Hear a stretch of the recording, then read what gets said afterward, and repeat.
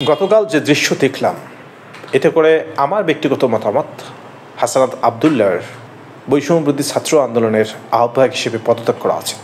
মানে তার নেতৃত্বে থাকার ন্যূনতম যৌক্তিকতা আমি দেখি না। দেখুন, উনি একটা সৎসাহস দেখিয়েছেন বা তার রাজনীতির একটা কৌশল হতে পারে। উনি এসেছেন, যখনই আসুক এসেছিলেন এবং চেষ্টা করেছিলেন। যদিও তার ডাকে একটা সময় রাজনীতিতে অনেকে এসেছিল, কিন্তু গতকাল তার কথাতে কেউ ফিরে যায়নি। বরঞ্চ যে দৃশ্যটা আমার চোখের সামনে ভাসতেছে, আমি মাঝে মাঝে আটকে উঠি।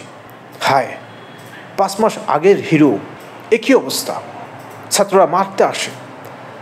একে তো বড় ভাই, তার উপর সমন্বয়কদের আহ্বায়ক। দেখুন, এই বৈষম্যবিরোধী কমিটি হয়তোবা কেউ কেউ প্রয়োজনীয়তা অনুভব করতেছে, কিন্তু এটা আর প্রাসঙ্গিকতা রাখেই না। যেখানে 7টা কলেজের কিছু অংশ এবং ঢাকা ইউনিভার্সিটির কিছু স্টুডেন্ট হাসানাত আবদুল্লাহকে মানতেছে না, সেখানে কিভাবে সম্ভব এই ব্যক্তির দ্বারা সারা বাংলাদেশব্যাপী একটা সংগঠন পরিচালনা করা? তার কথা তো শুনেই নেই, বরং তাকে ভুয়া ভুয়া ধ্বনি দিয়ে ভর্ৎসনা করেছে। এমনকি একটা পর্যায়ে দেখলাম তাকে ধাক্কাধাক্কি করার চেষ্টা করা হয়েছে।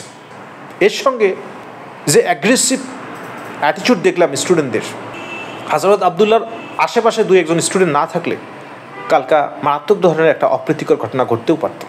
হাসানাত আবদুল্লাহ যখন ফিরে আসে, তার পিছু পিছু কয়েকজন স্টুডেন্ট লাঠি নিয়ে অ্যাগ্রেসিভ হয়েছিল। হাসানাত আবদুল্লাহর অবশ্যই কপাল ভালো ছিল, ধোঁয়ায় তার চোখের সমস্যা হয়েছিল, যে কারণে ওনাকে বাধ্য হয়ে আসতে হয় এবং পরিস্থিতি সেটাই ডিমান্ড করেছিল, তাকে বাধ্য হয়ে আসতে হতো এবং উনি এসেছিলেন। এমনকি ইডেন কলেজের মেয়েরাও তার ওই বিখ্যাত ডায়ালগ রাজুতে আয় রাজুতে আয় এটাকে নিয়েও ব্যঙ্গ করেছে। তারা বলেছে রাজুতে ডাকলে তারা জুতা মারবে গালে গালে। সুতরাং শুধু অপমান না, অবজ্ঞার চূড়ান্ত লেভেলের বহিঃপ্রকাশ আমরা গতকাল দেখেছি।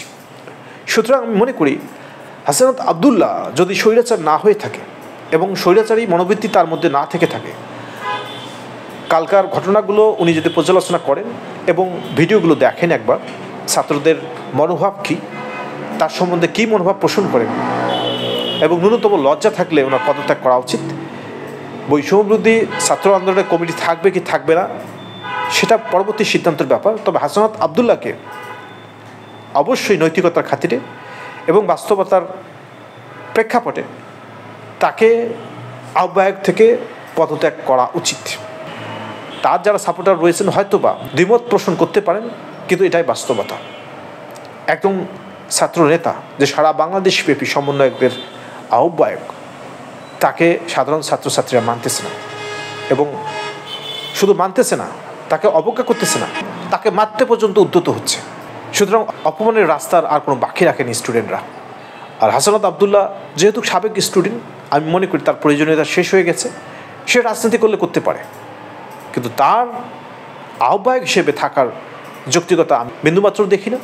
বরঞ্চ সামনের দিনে যদি জটিলতা আসে, সে আরও বেশি প্রশ্নবিদ্ধ হবে এবং আরও অস্বস্তিদায়ক পরিস্থিতির মধ্যে পড়তে পারে বলে আমি মনে করি। বাকিটা হাসানাত আবদুল্লাহর ব্যক্তিগত সিদ্ধান্ত। তবে যদি উনি বেশি দিন থাকতে চায়, ছাত্ররাই একদিন ওনাকে নামিয়ে দেবে। হাসানাত আবদুল্লাহর বোধোদয় হোক, সেই সঙ্গে অন্যান্য সকল ছাত্রছাত্রীদের বোধোদয় হোক, যাতে করে এক স্টুডেন্ট আর এক স্টুডেন্টকে আহত না করে, রক্ত না ঝরায়, এবং স্টুডেন্টদের যারা দেশের এবং জনগণের কোনো ক্ষতি না হয়, সেটাই আমি প্রত্যাশা করি। ধন্যবাদ সবাইকে।